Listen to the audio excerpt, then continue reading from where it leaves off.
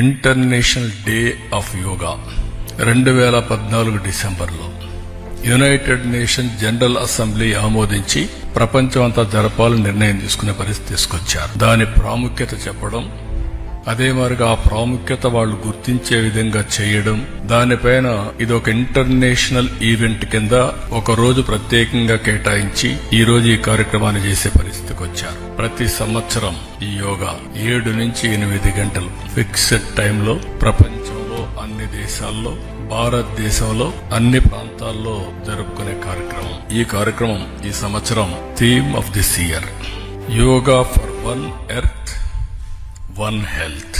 ఇది చాలా మనందరికి కూడా, ప్రతి ఒక్క వ్యక్తికి సంబంధించిన విషయం.